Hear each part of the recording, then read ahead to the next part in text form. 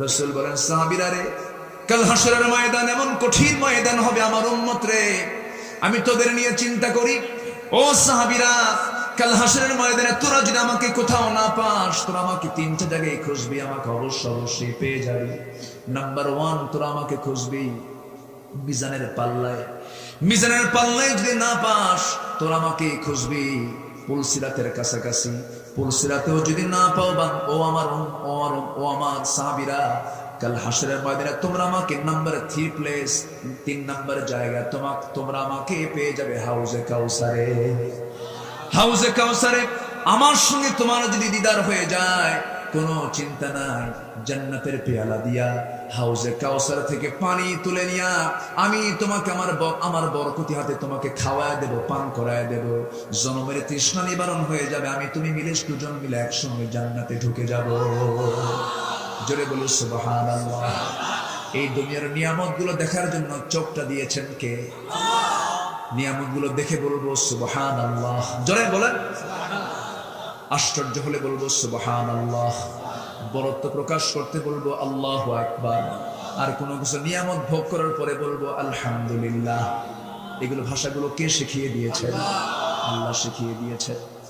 আমার ভাইয়েরা, এই চোখের ভিতরের যে পানি আল্লাহ রাব্বুল আলামিন দিয়েছেন, এই পানি যদি সাধারণ কোনো পানি হতো, মিনারেল ওয়াটার যদি হতো, এরকম যদি পানির পান যদি হতো, পান করার পানি যদি হতো, আমার দেশের সমস্যা নাই। তবে -ডিগ্রি তাপমাত্রা, যেখানে -10, -11, এমন জাতীয় দেশের মানুষের চোখের সমস্যা হয়ে যেত, চোখের পানিগুলো ঠান্ডার ঠেলায় বরফ হয়ে যেত, হ্যাং মারত চক্ষুগুলো, চোখের কার্যকারিতা হারায় ফেলতো, চোখের কর্নিয়া নষ্ট হয়ে যেত, ভেইনগুলো জমা লেগে যেত, জমাট হয়ে যেত।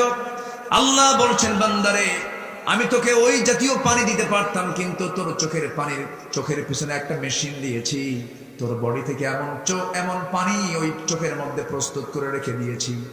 ওর মধ্যে কিছু পানি আছে, কিছু শ্লেষ্মা আছে, কিছু তেল আছে, আর কিছু আছে ইলেকট্রোলাইটের জটিল মিশ্রণ। এমন সুন্দর করে পানি দিয়ে দিয়েছি, আমৃত্যু এই পানি পড়তেই থাকবে, আসতেই থাকবে। আমি তোর চোখটা সুন্দর করে ভাসমান করে চোখটাকে ফ্রেশ রেখে দিয়েছি। একটু আসতে বলি সুবহানাল্লাহ, জোরে বলি সুবহানাল্লাহ। নাকটা দিয়েছেন কে? নাকের কাজ আছে না নাই? খাওয়ার কাজ আগে না নাকের কাজ আগে? আগে খাবারটা কই যায়? নাকে যায়। এটা জায়েজ না নাজায়েজ? নাকের কাজ আগে, এরপরে মুখের কাজ। পঞ্চেন্দ্রিয়ের ভিতরে গুরুত্বপূর্ণ দুটো ইন্দ্রিয় হলো নাক আর মুখ। নাকি দিয়ে আমরা খাই, মুখ দিয়ে আমরা খাই। নাকের খাবার বেশি জরুরি না মুখের খাবার বেশি জরুরি? জোরে বলেন, কিসের খাবার বেশি জরুরি? নাকেরটা বেশি জরুরি।